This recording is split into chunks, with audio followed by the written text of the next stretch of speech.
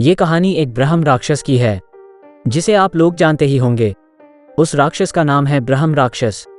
इस पर कई कहानियां बनाई जाती हैं और राक्षस के अनेक नाम होते हैं, जैसे कि पिशाच, राक्षस, डायन, चुड़ैल आदि बहुत से नाम होते हैं। तो दोस्तों चलो मैं अपनी कहानी पर आता हूँ। हमारे गांव में एक ब्राह्मण रहते थे जिनका नाम दुर्जन सिंह है। दुर्जन सिंह को लोग दुर्जन जी कहकर बुलाते हैं। उनके घर से कुछ दूरी पर एक खेत था। उस खेत में एक बहुत बड़ा बरगद का पेड़ था। वो बरगद का पेड़ बहुत पुराना था। कुछ समय के बाद उन्होंने उस खेत पर घर बनाने की सोची। पहले वाला घर बहुत छोटा होने की वजह से उन्होंने खेत पर घर बनाने की सोची। उन्होंने उस बरगद के पेड़ को कटवाया और अपना घर बनवा लिया। कुछ दिन तो ठीक ठाक चला, पर कुछ दिन बाद दुर्जन जी बड़े परेशान रहने लगे। वो कभी पूजा करते और कभी नहीं। तो उनकी बीवी ने उनके बदले स्वभाव को देखकर पूछा कि तुम आजकल पूजा नहीं करते हो और आजकल बदले बदले से रहते हो, कभी बच्चों को डांटते रहते हो, तुम्हें हुआ क्या है? दुर्जन जी के चेहरे पर मुस्कान आई और वो कहने लगे, मेरे घर को तोड़कर अपना घर तो बना लिया है और इसे क्या पूजा करने के लिए कह रही हो? मैं ही तो भगवान हूं, इसे पूजा करने की कोई जरूरत नहीं है। वो कभी दांत मिचते, कभी बड़े प्यार से बोलते, कभी आंखें लाल तो कभी सही हो जाते। उनकी बीवी को शक हो गया कि जरूर किसी का साया है और वो बातें ऐसे नहीं करते हैं जैसे कि उनके अंदर से दो लोग बोल रहे हों। तब उनकी बीवी ने उनको बिठाकर हनुमान चालीसा पढ़ने लगी। वो सोच रही थी अगर कोई होगा तो भाग जाएगा, पर दुर्जन जी पर उसका कोई असर नहीं पड़ रहा था।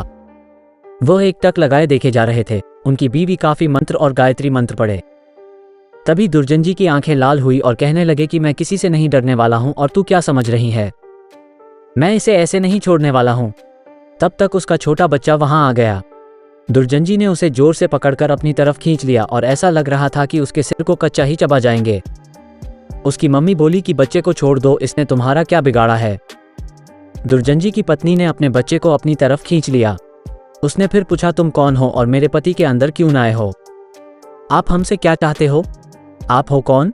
तब उसने कहा कि अगर अपना भला चाहती हो तो बरगद के पेड़ लगाओ, जितना भी हो सके पेड़ लगाओ, फिर मैं बताऊंगा कि मैं कौन हूं और फिर मैं चला जाऊंगा।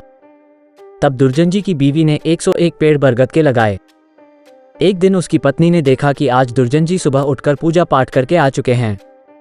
तब दुर्जन जी के अंदर जो साया था उसने बोला, मैं तुम्हारे पति को आज छोड़ के जा रहा हूं, तुम सदा सुखी रहो, तुम्हारे आचार विचार बहुत अच्छे हैं। मैं ब्रह्म राक्षस हूं, वैसे मैं किसी को नहीं छोड़ता और ना ही किसी से डरता हूं।